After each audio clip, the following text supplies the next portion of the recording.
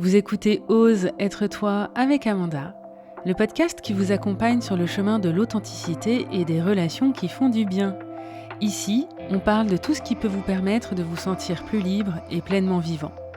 Dans chaque épisode, je vous propose des pistes de réflexion et des clés concrètes avec douceur, audace et humour pour vous décomplexer et vous déculpabiliser. Parce qu'être soi, c'est un sacré voyage.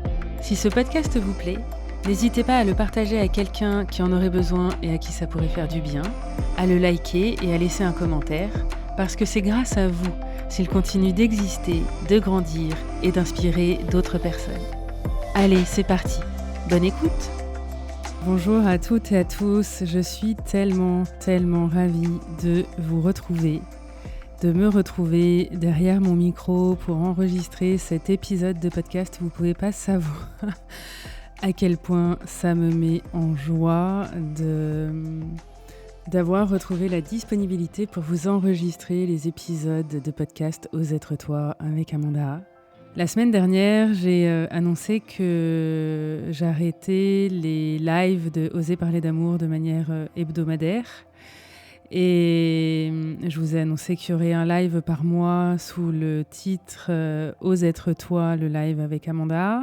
D'ailleurs, sortez vos agendas. Le prochain, ce sera le 6 mai et c'est un espace donc en direct où vous vous connectez et vous avez la possibilité d'interagir avec moi et avec la communauté dans le chat.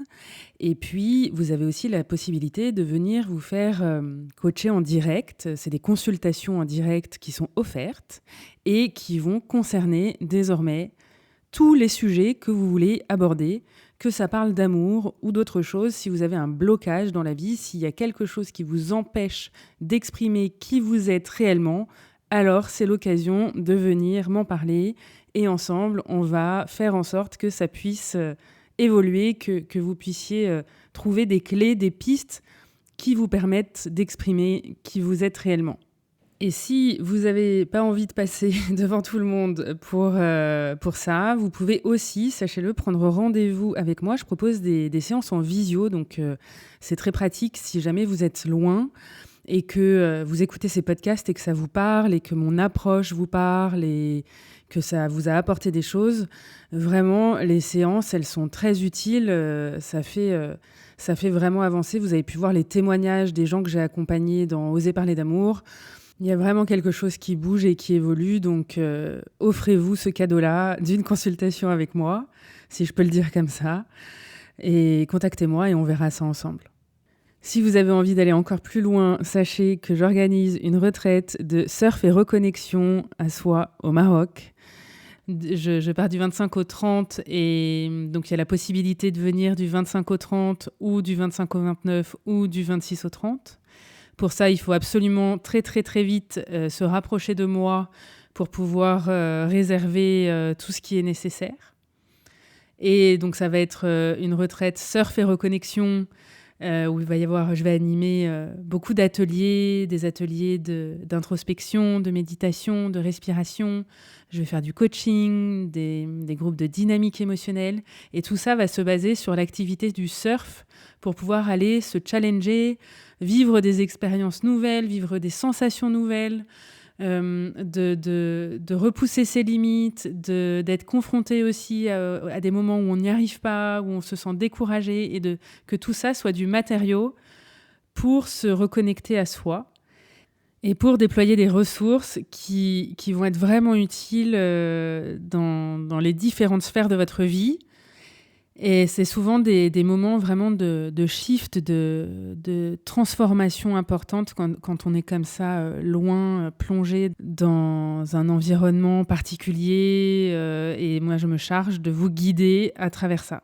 Voilà, j'en parle un peu plus loin dans cet épisode, vous verrez, parce que c'est absolument incroyable la manière dont ça se déroule et le fait que cette retraite ait lieu de cette manière-là, c'est un véritable cadeau de l'univers pour moi. Donc j'espère bien vous en faire profiter.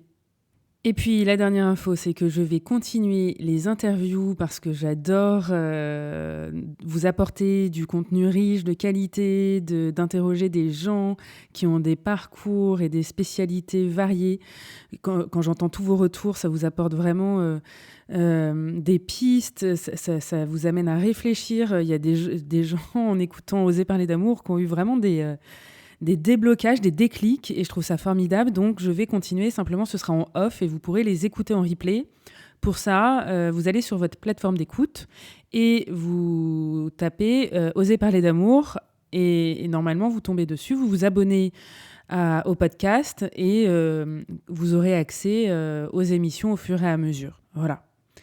Et puis ici, je vais continuer de toute façon à vous parler de tout ça, à vous donner le programme.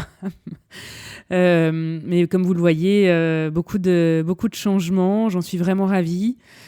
C'était pas facile d'accepter de lâcher les lives une fois par semaine. Et c'était il y a tout juste une semaine. Et en même temps, je vois le soulagement. J'ai récupéré beaucoup d'énergie, beaucoup de liberté, de spontanéité. Voilà, donc ça voulait dire qu'il y avait quelque chose qui n'était pas aligné avec moi. Et c'est important de savoir aussi arrêter certaines choses pour pouvoir retrouver du souffle, retrouver de l'élan. Et je vais vraiment continuer à vous proposer plein de choses de manière plus adaptée à moi, à ce dont j'ai envie, qui m'emmène là où j'ai envie d'aller et qui me ressemble vraiment. Voilà pour les infos. L'épisode d'aujourd'hui, je ne sais pas combien de temps il va durer parce que c'est vraiment en total freestyle. Peut-être qu'il sera assez court ou peut-être que j'aurai finalement beaucoup de choses à vous dire sur le sujet. En tout cas, c'est vraiment un sujet qui me tenait à cœur de vous partager parce que c'est quelque chose que j'ai partagé autour de moi à des personnes proches dernièrement. Et ces personnes-là ont été très inspirées par ce que je leur racontais et ont mis des choses en place dans leur vie et m'ont fait des retours qui m'ont tellement rempli de... Ça m'a fait tellement de bien d'entendre ces récits et de voir que les gens s'étaient appropriés les choses et s'étaient fait vivre des aventures agréables grâce à ce que je leur avais raconté, en partie en tout cas. Ce que je leur avais raconté avait contribué au fait qu'ils vivent des aventures agréables, fun, surprenantes, inattendues. Et je me suis dit, mais ça, il faut absolument que j'en fasse un épisode de podcast. Il faut que tout le monde en profite. Et alors, ça m'a été transmis par une copine de formation avec qui je suis une formation, là, ça se termine, mais il y avait une session au mois de février. Et elle nous raconte que certains jours, dans son récit, ça semblait assez peu fréquent. Certains jours, quand elle est en vacances, par exemple, elle se dit « Je vais vivre cette journée comme si c'était un rêve ». Et dans les rêves, il se passe toujours des choses inattendues, un peu what the fuck, un peu mais qu'est-ce que ça fait là ? Qu'est-ce que cet objet fait sur mon chemin ? Qu'est-ce que cette personne fait sur mon chemin ? Tout d'un coup, on switch, on change complètement d'environnement. On est avec une personne, on se retrouve avec une autre personne.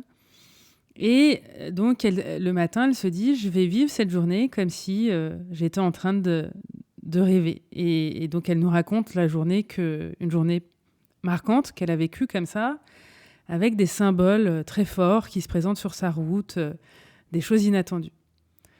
Et cette histoire m'a travaillée pendant plusieurs jours. J'y pensais régulièrement. En plus, la semaine de formation est vraiment venue me secouer très, très, très fort. Ça a produit des libérations émotionnelles assez importantes, mais beaucoup de fatigue. Et il y a eu une mise à jour, une reprogrammation qui a fait que j'étais vraiment chamboulée. Et je repensais à ce qu'elle avait dit. Et je me suis dit, mais moi, j'ai pas envie que ce soit réservé à un jour par-ci, par-là, quand je suis en vacances, quand j'ai le temps. J'ai envie de vivre ma vie comme si c'était un rêve, comme dans un rêve. Et j'ai commencé un week-end à mettre ça en place. Et c'est ce que j'ai envie de vous transmettre, c'est comment on fait. Alors, c'est à la fois très simple, une fois qu'on l'a trouvé, et en même temps, pas forcément évident. Il s'agit de se mettre dans une posture de je ne sais pas. Je ne sais pas ce qu'il peut se passer. Il peut tout se passer. Tout peut arriver. Et si je laissais la vie faire? Et si j'écoutais ma petite voix intérieure? Et si je laissais mon intuition prendre les commandes? Et petit à petit, de se laisser porter, de se laisser guider, d'aller dans des endroits que vous ne connaissez pas forcément, de vous mettre à parler à des gens que vous ne connaissez pas forcément, en fait, à faire de la place pour l'inattendu, pour la surprise, pour ce qui n'était pas prévu, pour ce que vous n'aviez pas envisagé, ce que vous n'aviez pas imaginé. Il y a quelque chose qui attire votre regard, vous allez voir ce que c'est, et puis autre chose va attirer votre œil, et vous allez à nouveau vous diriger vers cette chose-là, et de fil en aiguille, vous allez vous retrouver à un endroit complètement inattendu. Et c'est d'arriver à recréer ça dans votre vie. Et alors, il se trouve que j'ai fait ça durant un week-end. Et alors, ça a été incroyable. Alors, l'idée, c'est pas de vous raconter dans les détails, parce que factuellement, c'est pas ce qui est de plus intéressant. Simplement, comment je peux raconter ça ? Au cours de ce week-end, j'avais 2-3 choses impératives. Et puis, pour le reste, j'ai décidé de me laisser porter et d'accueillir ce qui se présentait et de dire oui, quitte à ce que ça demande une organisation différente ou de bousculer certains plans. Et donc, de cette manière-là, par exemple, ce week-end-là, une amie m'a proposé de l'accompagner au théâtre parce qu'elle avait une place supplémentaire et qu'elle me l'offrait. Et donc, on a passé un très bon moment et j'ai vu une pièce très sympa. Et pour le reste, pour vous raconter les choses, en fait, je suis allée dans un lieu que je ne connaissais pas, que j'avais envie de découvrir.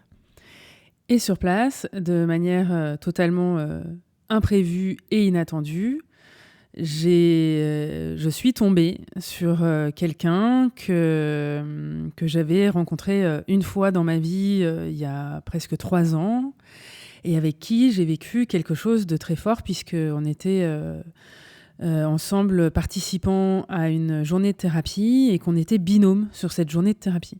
Et donc, au début, je ne reconnais pas cette personne. Et puis, on finit par se reconnaître. Et on a un échange très authentique, très profond. On a une grande discussion. On passe un long moment ensemble à échanger.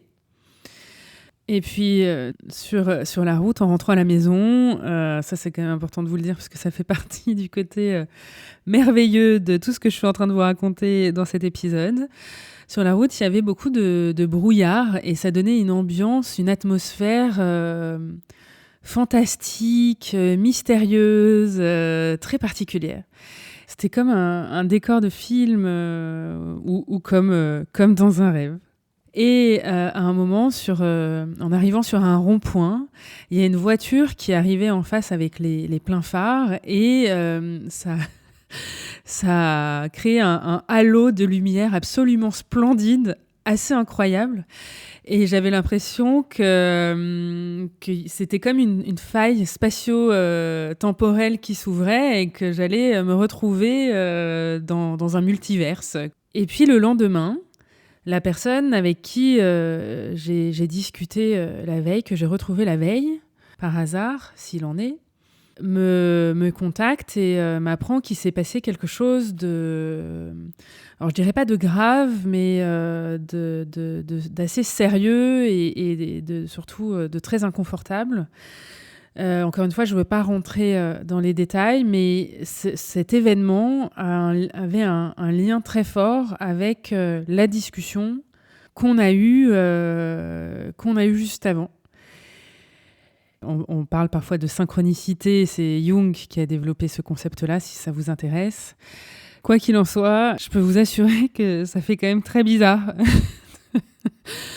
comme déroulement, et que j'étais très perplexe et que je me disais mais c'est pas possible. Et vous voyez, je dis comme dans un rêve, mais c'est vraiment l'expression qui convient parce que il y a un effet où on se dit, mais est-ce que j'ai rêvé ?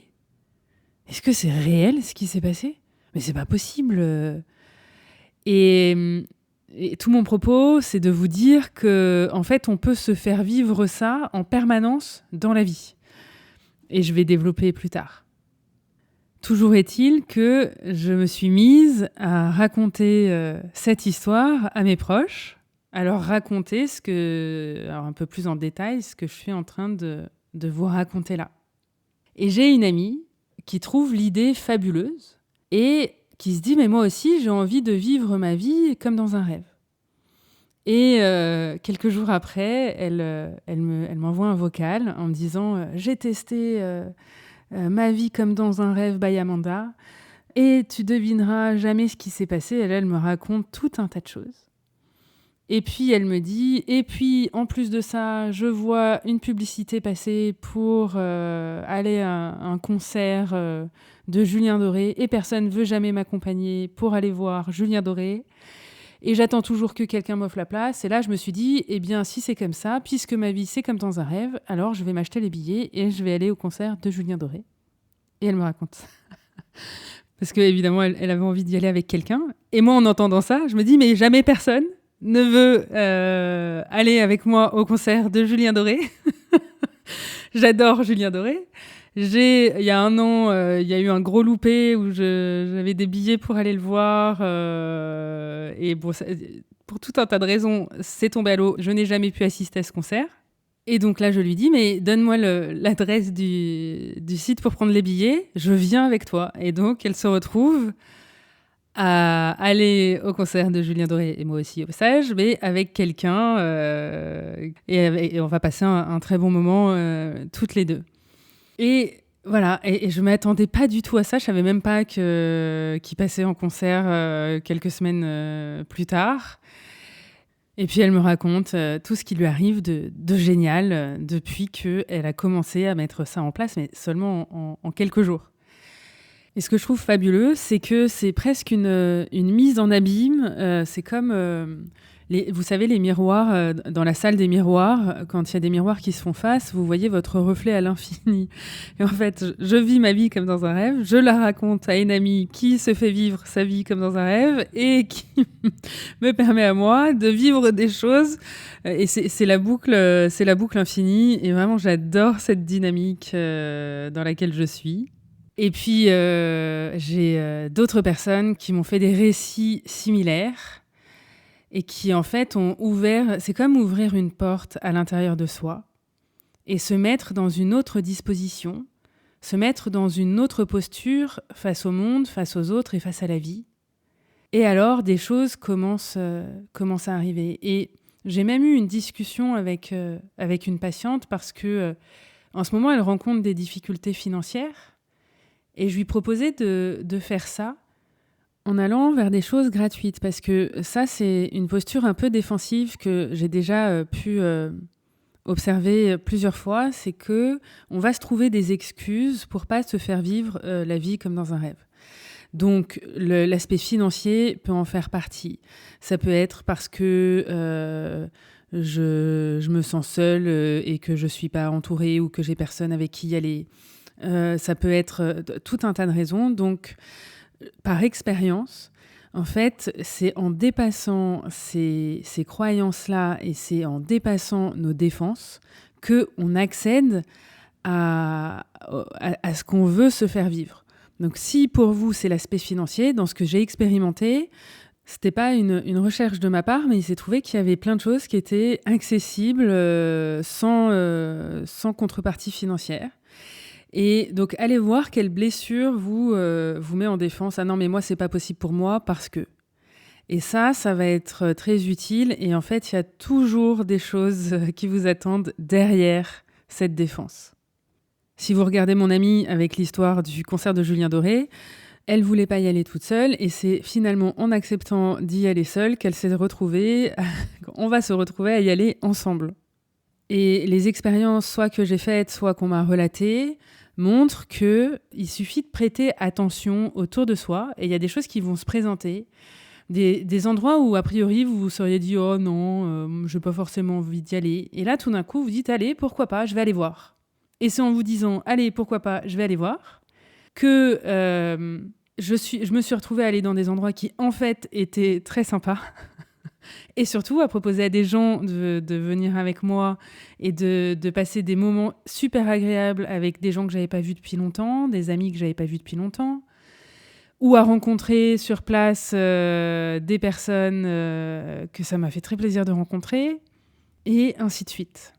Maintenant, ce que je voudrais aborder, c'est la méditation. En fait, de vivre ma vie comme dans un rêve, ça va nécessiter une disposition intérieure qu'il est nécessaire d'entretenir, et vous allez comprendre comment c'est possible et comment on peut entretenir et soutenir ce processus intérieur, cette disposition intérieure, et ça va faire lien avec tout ce que je viens de vous raconter. En fait, il y a des moments de ma vie où je médite tous les matins. J'aimerais que ce soit en continu et que j'arrive à avoir suffisamment de discipline pour que ce soit en continu, parce que quand je vois tous les bienfaits que ça m'apporte, ce serait vraiment nécessaire. Mais il y a des moments où je lâche ça. En l'occurrence, je me suis remise dernièrement à la méditation et j'ai appris une forme de méditation dans laquelle je fais des visualisations. Alors, la visualisation, c'est pareil, c'est quelque chose qui est à la fois très simple et en même temps très complexe. Dans le sens où une fois que vous avez capté la chose et que vous avez débloqué la possibilité de visualiser, c'est très simple et ça apporte énormément de... C'est un peu le niveau du dessus de vivre ma vie comme dans un rêve, c'est-à-dire que là, vous fabriquez carrément le rêve, et je vais vous expliquer. Et en même temps, je vais aussi vous expliquer pourquoi parfois c'est pas simple. En me basant à nouveau, aujourd'hui, je vous parle beaucoup de mes expériences perso, mais en me basant sur l'expérience que j'en ai faite dernièrement, pour vous expliquer ce qui peut bloquer. Donc, je me remets à méditer tous les matins, à visualiser, et alors il se passe des ouvertures, des choses incroyables.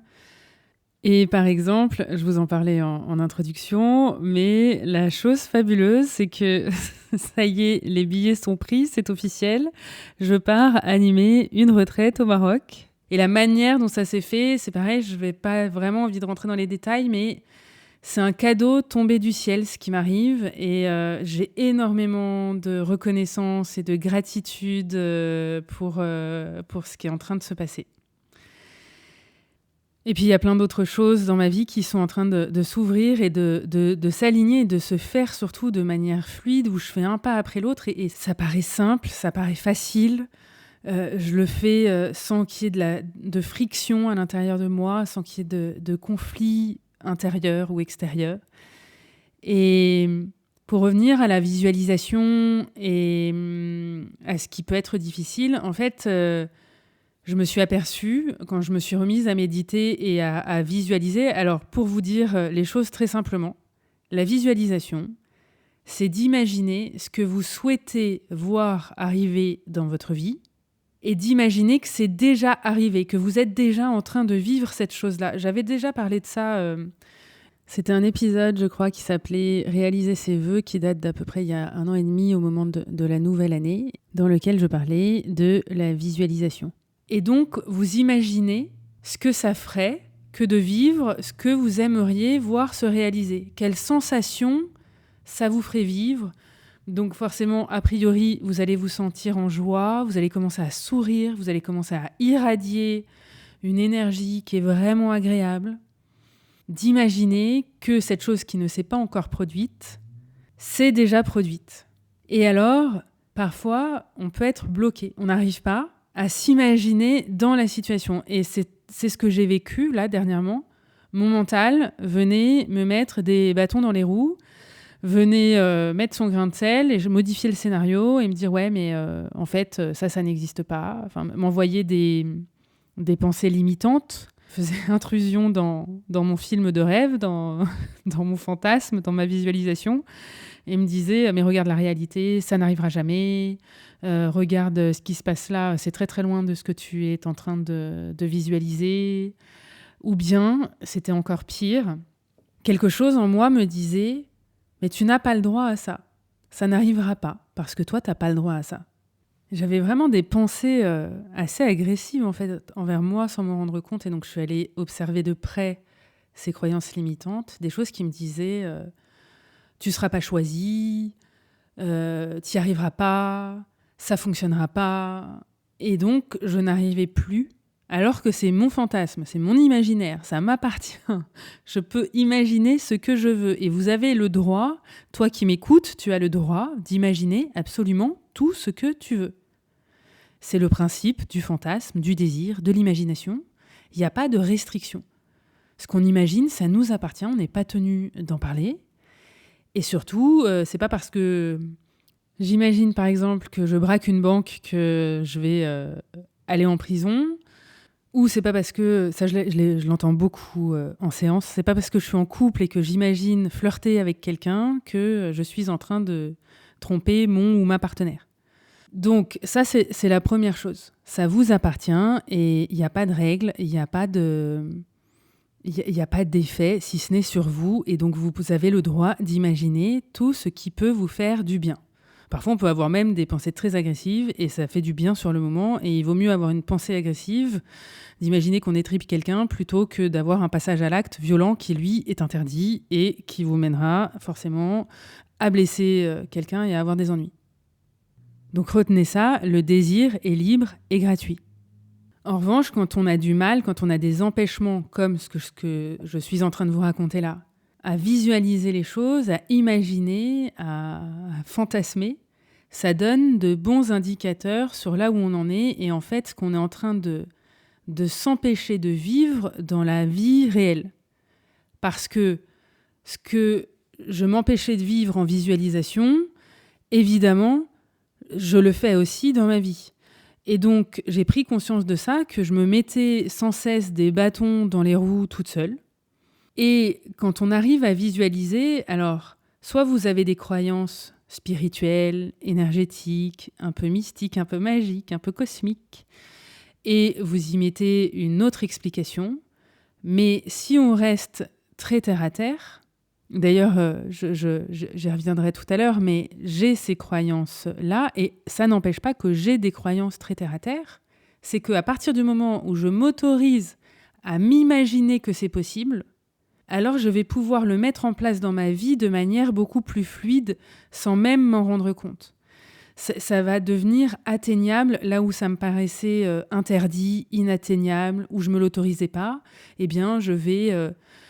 commencer à demander, commencer à prendre mon téléphone, à envoyer un message, commencer à lire des choses, à m'intéresser à un sujet, à aller dans des endroits, à côtoyer un certain milieu, etc., etc. Et alors, il y a des choses qui vont se mettre en place et qui vont me permettre de me rapprocher petit à petit de ma visualisation jusqu'à ce que, comme si ça paraissait très naturel, jusqu'à ce qu'elle se réalise.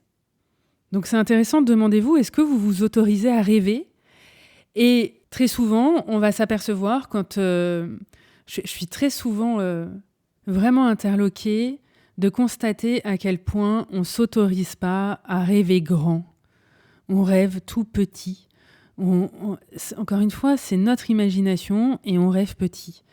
Donc c'est aussi de plus en plus de s'autoriser à rêver en grand. Ça ne veut pas dire faire fi de la réalité, parce que la réalité, elle est ce qu'elle est, et vous allez devoir vous en occuper, vous allez devoir traverser des choses qui sont douloureuses, accueillir votre tristesse, votre déception, votre frustration, mais il n'empêche que vous avez le droit de vous faire vivre autre chose, et ça commence déjà par y croire. Si vous n'y croyez pas, ça risque pas d'arriver, ou alors ça va arriver de manière beaucoup moins facile, beaucoup moins fluide et beaucoup moins fréquente.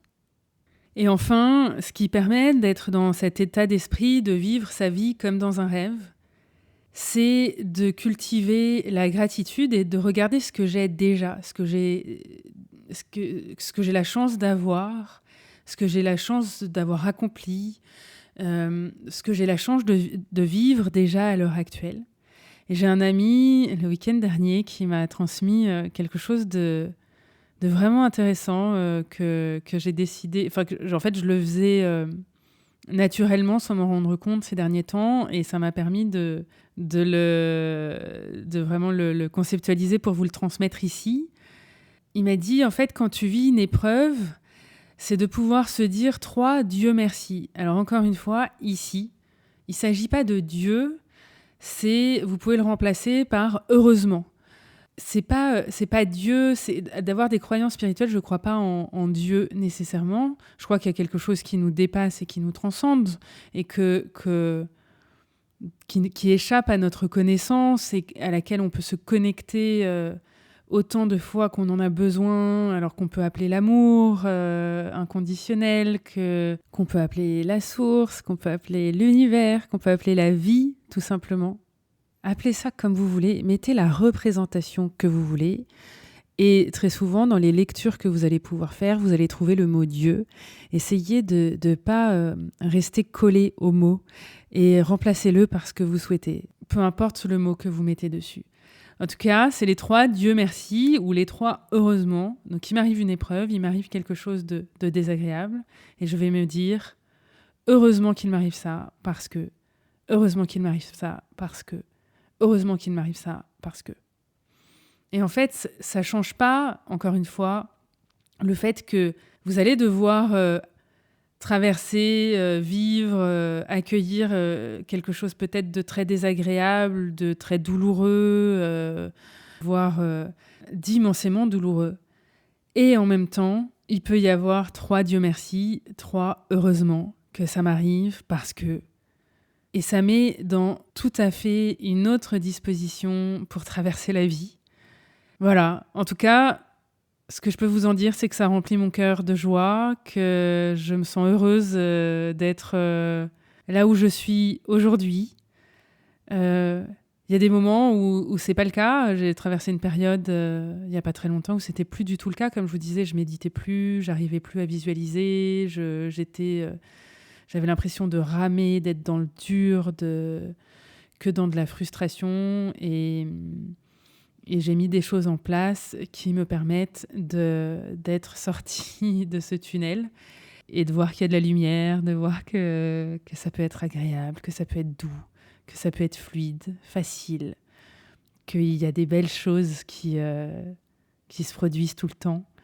Et je crois vraiment qu'on en a besoin en ce moment parce que il y a quelque chose qui est très congestionné dès qu'on allume les médias, c'est terrible, et surtout de ne pas rester là-dedans et de pouvoir apporter, de pouvoir voir du beau autour de soi, c'est vraiment primordial en ce moment.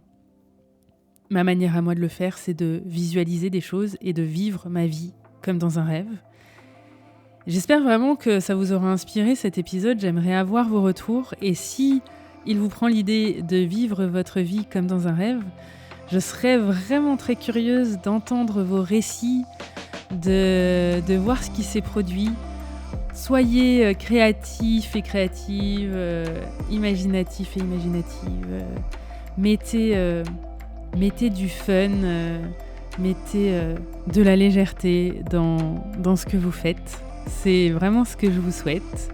Pour conclure, évidemment, je vais vous laisser comme toujours avec une citation. Encore une fois, j'ai été ravie de vous retrouver. Alors, ma citation, c'est Thomas Edward Lawrence qui a écrit « Tous les hommes rêvent, mais pas de la même façon. Ceux qui rêvent la nuit se réveillent le matin et trouvent que ce n'était que vanité.